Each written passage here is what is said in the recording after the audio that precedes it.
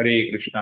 तो सभी भक्तों का हार्दिक स्वागत है आज शिव प्रातःकालीन श्रीमद् भागवत क्लास में। तो हम लोग माता देवोती और भगवान के अवतार कपिल के बीच का संवाद सुन रहे थे, अध्ययन कर रहे थे, जिसमें देवती माता पूछती है कि स्त्री होके मैं कैसे भक्ति योग का अभ्यास कर पाऊं। तो पूरा ज्ञान देने के बाद अंत में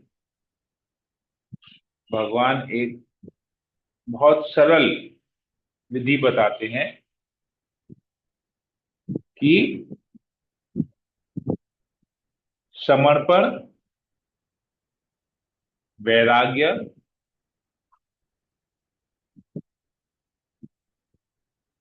और एकाग्र भक्ति से परमात्मा का हमको चिंतन करना चाहिए।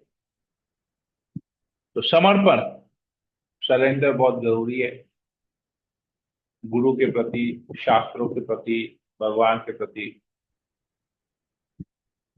शरणागति बहुत जरूरी है।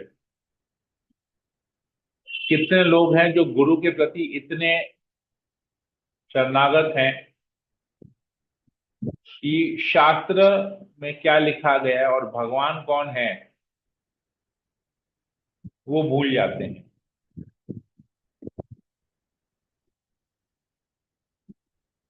उनको लगता है गुरु ही सब कुछ है, भगवान है ही नहीं, भगवान निराकार है, बहुत कुछ। तो ये ऐसा नहीं है। यहाँ पर भगवान स्वयं बता रहे हैं कि तीन चीज, समर्पण, गुरु के प्रति, शास्त्र के प्रति, भगवान के प्रति समर्पण बहुत जरूरी है। और वैराग्य, वैराग्य माने भौतिक चीजों के प्रति जो वैराग्य है, ये ऐसा वैराग्य कि ये मेरे, वैराग्य किस सेंस में कि उनको अवॉइड नहीं करना है, उनको अपने भोग से वैराग्य, मतलब ये हमको अपने भोग के लिए नहीं लगाना, भगवान की भोग के लिए लगाना है। ये चीज, ये वस्तु भगवान की है, भगवान के सेवा में इसको लगाना है, अपनी सेवा में नहीं। अपनी सेवा में लगाने से वैराग्य होना चाहिए। और परमात्मा कृष्ण की भक्ति, यही प्रोसेस है। तो और फर्दर ज्ञान देते हैं इसमें, प्रकृति का ज्ञान, कैसे जीवात्मा का पतन होता है, जीवात्मा इस भौतिक जगत में आता है, कैसे बंधन में फंसता है, उसे क्या कार्य करके इस भौतिक जगत से छुटकारा पाना चाहिए, उसकी क्या सोच रहती है। जैसे ही जीवात्मा प्रकृति के संसर्ग में आता है, उसकी क्या सोच हो जाती है, उसका आज हम लोग चर्चा करेंगे, अध्ययन करेंगे, अध्याय 27 से।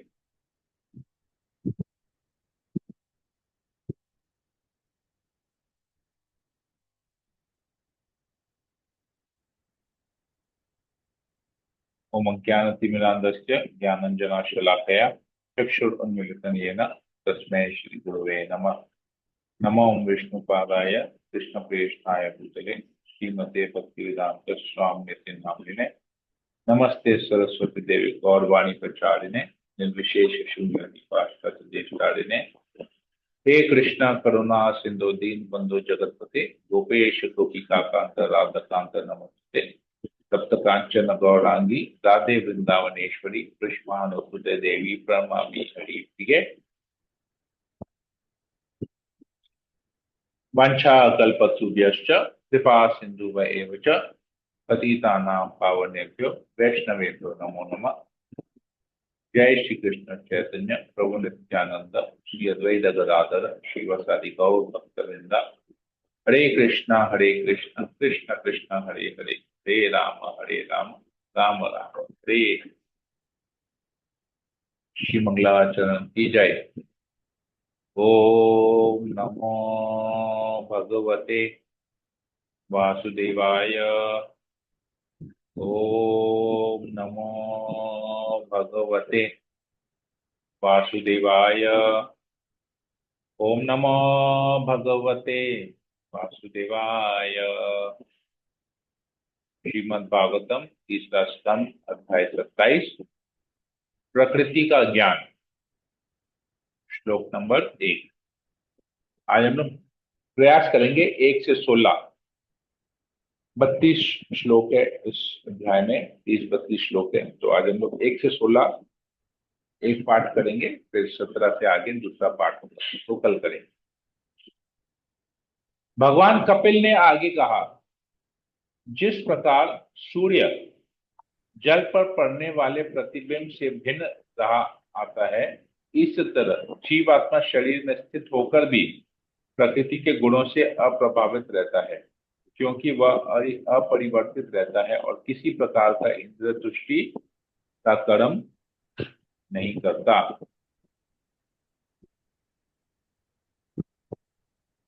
जब आत्मा प्रकृति के जादू तथा अहंकार के वशीभूत होता है और शरीर को स्व आत्मा मान लेता है, तो वह भौतिक कार्यकलापों में लीन रहने लगता है और अहंकारवश सोचता है कि मैं ही प्रत्येक वस्तु का करता हूं। देखिए, भागवतम में ना हर एक चीज डिटेल में दिया गया है, और उस डिटेल को मतलब विस्तार में दिया गया है। और इस विस्तार रूप के कथन को जब हम लोग संक्षिप्त तरीके में सुनते हैं, मतलब समरी उसका सुनते हैं, उसका सार सुनते हैं, तो वो भगवत गीता है। अब जैसे ये पूरा एक अध्याय भगवान यहाँ पर देवोती को बता रहे हैं कि कैसे जीवात्मा फंसता है मैं और ममा के भाव में, अहंकार से अपने आप को कर्ता मानता है, इस तरह बल भोगता है। लेकिन ये पूरा चीज भगवत गीता में केवल एक श्लोक में भगवान अर्जुन को समझा देते हैं। प्रकृति क्रियमाणानि गुणे कर्माणि सर्वश अहंकार विमूढ़ आत्मा कर्ता अहम इति मन्यते। जो भी कार्य है वो प्रकृति के 3 गुणों द्वारा हो रहा है, लेकिन जीवात्मा अहंकार के वश में आके कर्ता अहम इति मन्यते, अपने आप को कर्ता मानता है। ये एक श्लोक में भगवान पूरा बता दिए अर्जुन को गीता में। अब यहां पर पूरा एक अध्याय पढ़ रहे हैं, तो यहां क्या है, कहते हैं सूर्य की रोशनी, भगवान यहां पर एक उपमा देके, एक एनालॉजी देके समझा रहे हैं कि सूर्य की रोशनी जिस प्रकार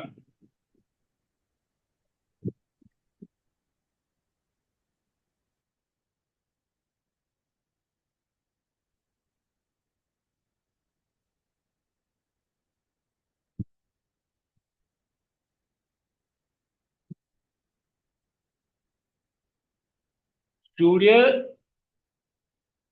की रोशनी जिस प्रकार जल पर पड़ती है और जल पे जो सूर्य का प्रतिबिंब आता वो सूर्य उस प्रतिबिंब से अलग है समझ में आ रहा है ये बात। सूर्य का प्रतिबिंब जब हम जल में देखते हैं तो जल में हमको सूर्य का प्रतिबिंब दिखता है। अभी जैसे अभी सुबह का समय, सूर्य उदय हुआ है। अभी आप एक पात्र लेके, जल का पात्र लेके उसमें जल भर के आप रख दीजिए, उस पात्र में आपको सूर्य दिखेगा। तो आप क्या कह सकते हैं कि वो सूर्य अब मेरे पात्र के अंदर है? नहीं है, वो प्रतिबिंब है, रिफ्लेक्शन है, परंतु सूर्य अपनी जगह पे स्थित है। तो वो अलग है। जो सूर्य का जो प्रतिबिंब इस जल के पात्र में है और वो जो सूर्य है, वो दोनों अलग है, भिन्न है। उसी प्रकार ये आत्मा और शरीर दोनों अलग है। आत्मा कार्य नहीं करता है इंद्र तृप्ति के लिए, ये शरीर वो कर्म करता है। तो आत्मा जब इस शरीर में फंसता है तो वो भौतिक जगत के कार्यकलापों में लीन हो जाता है और क्या समझता है, मैं ही प्रत्येक वस्तु का करता हूं।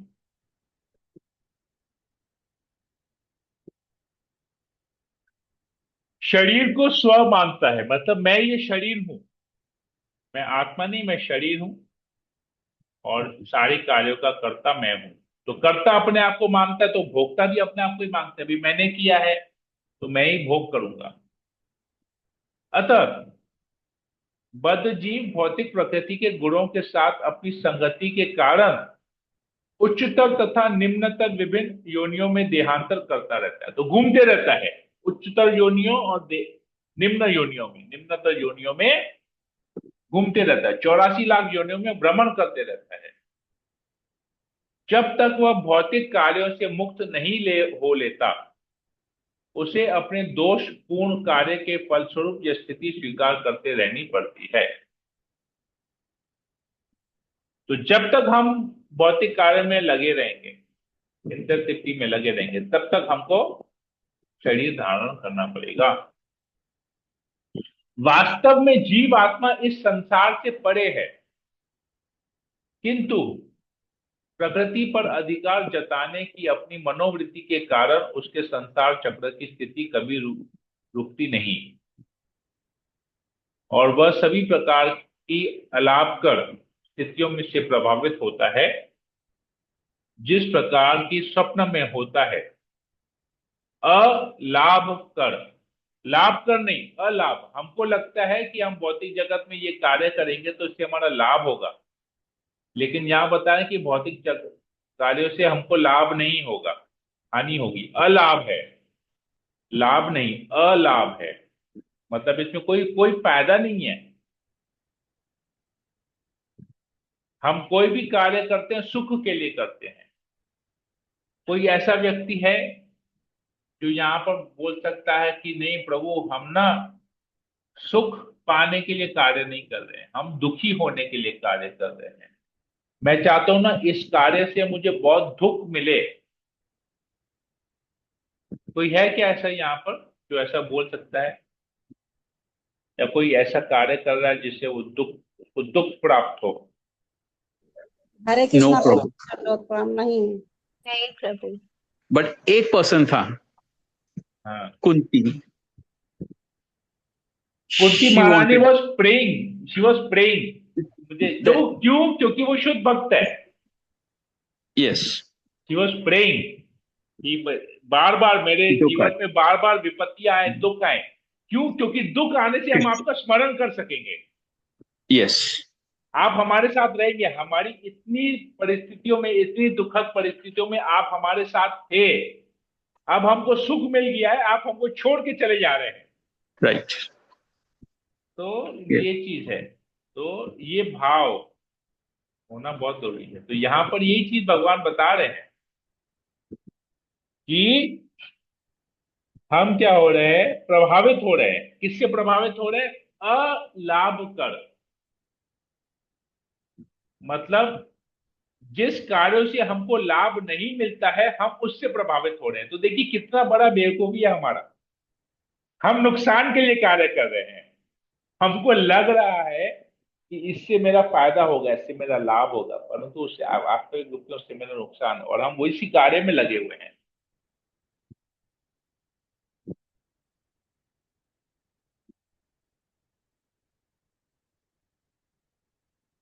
प्रत्येक बद्ध जीव का कर्तव्य है कि वो भौतिक सुख उपभोग के प्रति आसक्त अपनी दूषित चेतना को विरक्ति पूर्वक अत्यंत गंभीर भक्ति में लगाए। इस प्रकार उसका मन तथा चेतना पूरी तरह वश में हो जाएंगे। तो बद्ध जीव का क्या कर्तव्य है? भक्ति करना, सीरियसली भक्ति करना, टाइम पास नहीं करना, दिखावे का नहीं करना, नाम के लिए नहीं करना, सीरियसली गंभीर रूप से भक्ति करना। मनुष्य को योग पद्धति की संयम आदि विधियों के अभ्यास द्वारा श्रद्धालु बनना चाहिए और मेरे कीर्तन तथा श्रवण द्वारा अपने आप को शुद्ध भक्ति के पद तक ऊपर उठाना चाहिए। तो योगाभ्यास करना है, भक्ति योग का अभ्यास करना है, लेकिन भक्ति किसकी करनी है? भगवान कह रहे मेरी भक्ति करनी है, मेरा कीर्तन करना है, मेरी लीलाओं का तुमको श्रवण करना, और किसी का नहीं। अगर मेरे लिए करोगे तो तुम शुद्ध भक्ति प्राप्त, और किसी के लिए करोगे तो वो शुद्ध भक्ति होगी नहीं होगी? बताइए। और किसी का करेंगे, इंद्र का गुणगान करेंगे, शिव का गुणगान करेंगे, ब्रह्मा का गुणगान करेंगे, किसी भी देवी देवता का गुणगान करेंगे, तो क्या उससे शुद्ध भक्ति मिलेगी? नहीं प्रभु जी। कृष्ण या बस विष्णु तत्व, नारायण, कृष्ण, रामचंद्र, भगवान के जितने भी अवतार हैं, उनकी अगर भक्ति करेंगे, उनकी अगर शुद्ध भक्ति करेंगे, तो मिलेगी। तो राइट, तो उनका क्रमण और उनका कीर्तन और श्रवण हमको करना चाहिए। करना चाहिए। भक्तिमय सेवा संपन्न करने में मनुष्य को प्रत्येक जीव को संभाव से एवं किसी के प्रति शत्रुता रहित होते हुए घनिष्ठता से रहित होकर देखना होता है। उसे ब्रह्मचार्य व्रत धारण करना होता है, गंभीर होना होता है, और कर्म फलों को भगवान को अर्पित करते हुए अपने नित्य कर्म करने होते हैं। तो प्रत्येक जीव के प्रति संभाव, तो हम जब भक्ति योग का अभ्यास करते हैं तो हमको क्या क्या उस अभ्यास में, वो प्रैक्टिस में हमको क्या क्या प्रैक्टिस करना चाहिए, किन किन बातों का अभ्यास करना चाहिए, कौन कौन सी चीजें हमको ध्यान पूर्वक करनी चाहिए, वो यहाँ पर बता रहे हैं। सबसे पहले प्रत्येक जीव के प्रति संभाव होना चाहिए। अरे ये तो ऐसा है, अरे ये तो वैसा है, नहीं।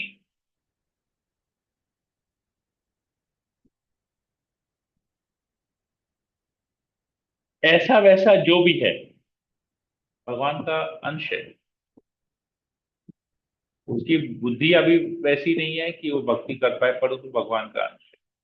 तो खूब प्रयास करना चाहिए उसको भक्ति में लाने का। शत्रुता रहित,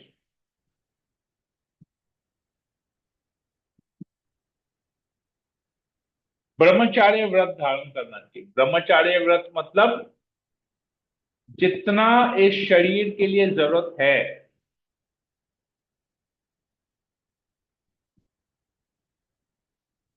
उतना ही कार्य करना चाहिए, उतना ही भोग करना चाहिए, उतना ही खाना खाना चाहिए, और शास्त्र का अध्ययन करना चाहिए, और किसी का नहीं। ब्रह्म का आचरण, ब्रह्मचार्य मतलब जो जीव आत्मा का स्वरूप है, जो आचरण है आत्मा का आचरण, वो करना चाहिए। मतलब शास्त्र पढ़ने चाहिए, ज्ञान लेना चाहिए, भौतिक जगत का ज्ञान नहीं, शास्त्र का ज्ञान। न्यूज़पेपर मैगजीन नहीं पढ़ना चाहिए, शास्त्र पढ़ने चाहिए। सेल्फ कंट्रोल, इंद्रिय संयम, उसको बोलते हैं ब्रह्मचार्य। इंद्रिय संयम करना चाहिए। गंभीर, सीरियस होना पड़ता है। मजाक मजाक मजाक में भक्ति नहीं करनी है, सीरियसली करना है। और कर्म फलों को भगवान को अर्पित करना है। तो जो भी हम कमाते हैं, जो भी खाते हैं, जो भी कार्य कर रहे हैं जिससे हमको कोई फल मिल रहा है, उस फल को भगवान को अर्पित करना चाहिए। नित्य कर्म करते हुए, नित्य कर्म को यहाँ पर त्यागने को नहीं कहा गया है, काम धंधे को, घर बार को त्यागने को नहीं कहा गया है। वो सारे कर्म फल को भगवान को अर्पित करने के लिए कहा। तो भक्त को चाहिए कि बहुत कठिनाई के बिना जो कुछ वो कमा सके उसी से संतुष्ट रहे।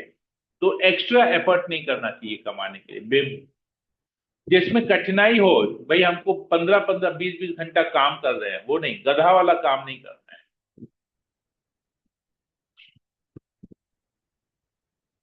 हद से ज्यादा प्रयास नहीं करना है। जितना आवश्यक हो उससे अधिक उसे नहीं खाना चाहिए। उसे एकांत स्थान में रहना चाहिए और सदैव विचारवान, शांत, मैत्रीपूर्ण, उदार तथा स्वरूप सिद्ध होना चाहिए। तो एकांत स्थान का मतलब यहां पर जंगल में जाना नहीं है। एकांत स्थान का मतलब है ऐसा स्थान जहां पर हमको अपने भक्ति में, भक्ति के कार्य में हमको कोई डिस्टर्ब नहीं करे, कोई बाधा नहीं हो, उसे यहाँ पर एकांत स्थान कहा गया।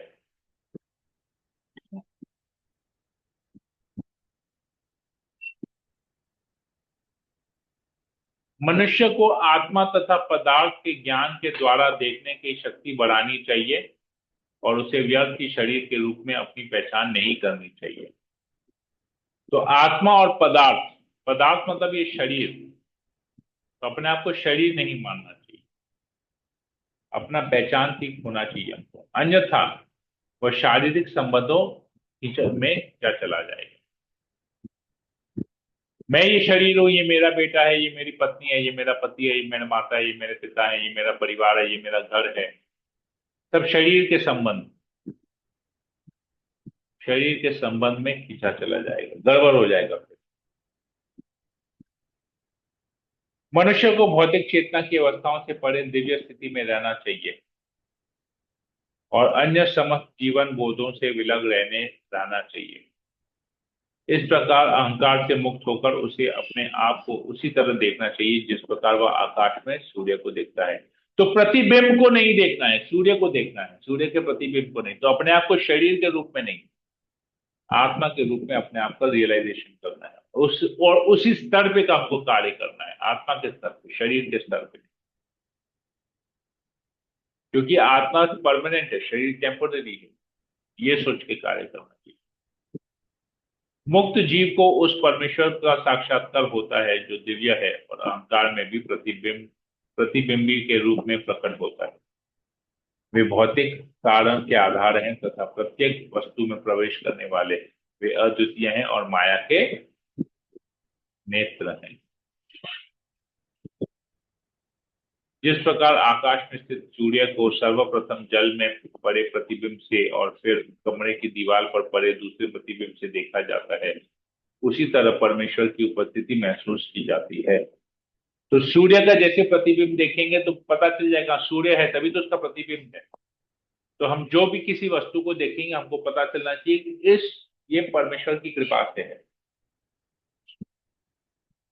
तो उसमें कृपा जब देखेंगे तभी हम परमेश्वर को सब जगह देख पाएंगे। जैसे हमने प्रहलाद महाराज के उसमें देखा, उदाहरण से देखा, तो प्रहलाद महाराज क्या कहते हैं कि मुझ पर ऐसी कृपा कीजिए। जब भगवान ने अपना दर्शन देते हैं तो वो कहते हैं मुझे अपनी ऐसी कृपा दीजिए कि मैं कभी भी आप मेरे आंखों से ओझल न हो, मैं हर समय आपका दर्शन कर सकूं। तो भगवान उसको ऐसी कृपा करते हैं, वो पेड़ पौधों में सभी योनियों में भगवान का दर्शन करता है। यहां तक कि जब वो वापस अपने पिता के महल में जाता है तो वहां पर हिरण्यकशिपु का बहुत बड़ा एक सोने का विग्रह बना हुआ होता है, तो उसमें भी उसे भगवान का दर्शन होता है। तो ये चीज यहां पर बताया जाए। इस प्रकार स्वरूप सिद्ध आत्मा सर्वप्रथम त्रिविध अहंकार में और तब शरीर, इंद्रियों एवं मन में प्रतिबिंबित होता है।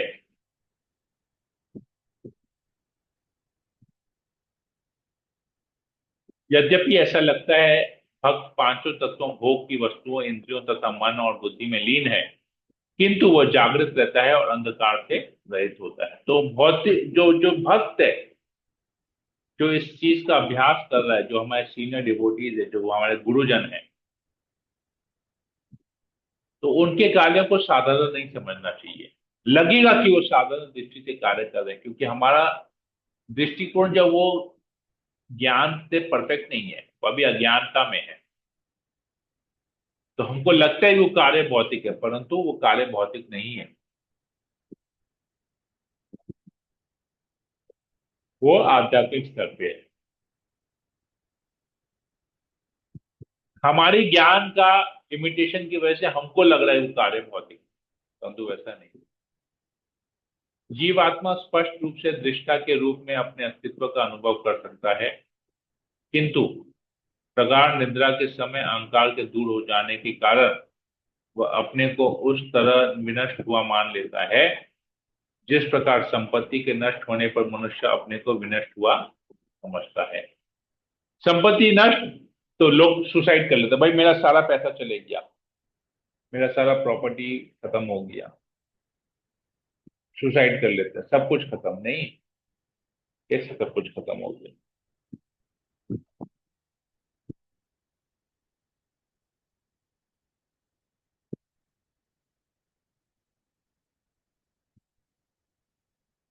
ये अज्ञानता की वजह से ऐसा होता है। प्रगाढ़ निद्रा, निद्रा मतलब सोया हुआ।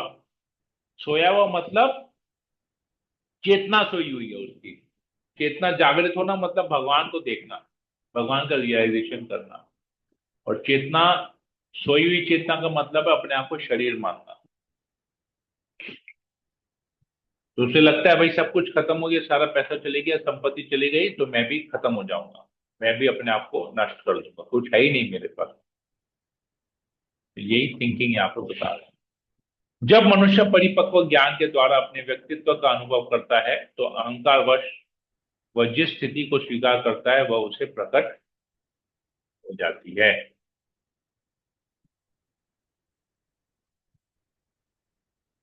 तो ऐसा जब होता है,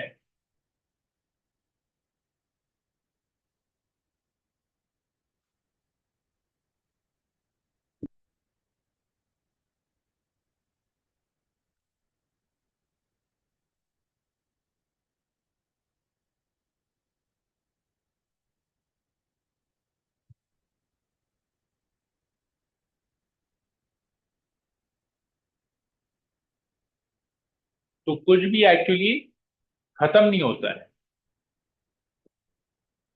अस्तित्व बना रहता है। ये यहाँ पर बताया जा रहा है।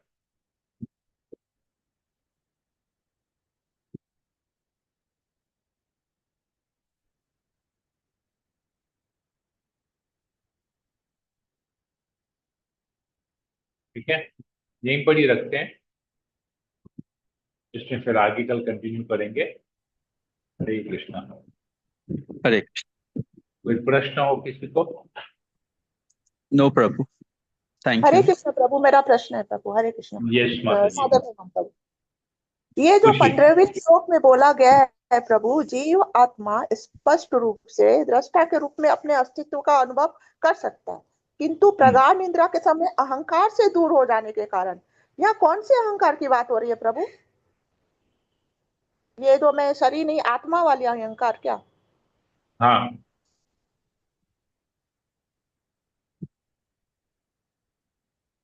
निद्रा के समय अहंकार से दूर हो जाने के कारण वह अहंकार अपने देखिए, को अहंकार, अहंकार का दो मतलब होता है।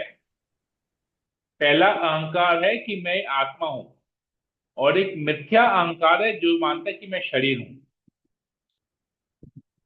ठीक है, तो अच्छा, यहाँ बाहर अहंकार हाँ, का आया तो इसलिए अभी अभी क्या मत यहाँ पर किसका क्या मतलब बता? प्रगाढ़ निद्रा के समय अहंकार से दूर हो जाता है, मतलब निद्रा के कारण वो भूल जाता है कि मैं आत्मा हूं, वो ये समझता है कि मैं शरीर हूं, मिथ्या अहंकार आ जाता है।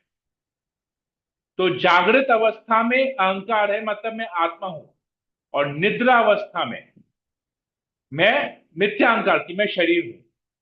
ठीक है, क्लियर हुआ? यस प्रभु, मतलब यह अहंकार का मतलब आत्मा समझ सकता, आत्मा है। Right right right. ओके प्रभु, यही समझना था। इसीलिए, थैंक इसीलिए मिथ्या अहंकार का शब्द आता है। मिथ्या अहंकार मतलब मैं शरीर हूं, रॉन्ग है, वो थिंकिंग रॉन्ग है कि मैं शरीर हूं, इसलिए उसको मिथ्या बोलते हैं।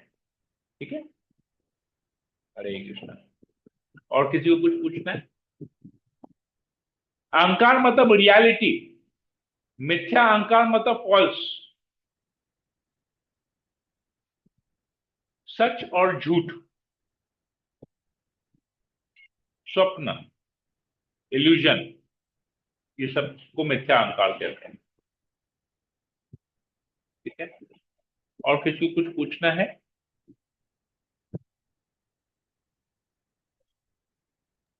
नहीं प्रभु जी, धन्यवाद। हरे कृष्ण। ठीक है, हरे नहीं कृष्ण। प्रभु जी। हरे कृष्ण। तो यहीं पर ही रखते हैं, फिर हम लोग कल इसमें और आगे कंटिन्यू करेंगे। हरे कृष्ण कृष्ण कृष्ण हरे हरे, हरे राम राम राम हरे हरे।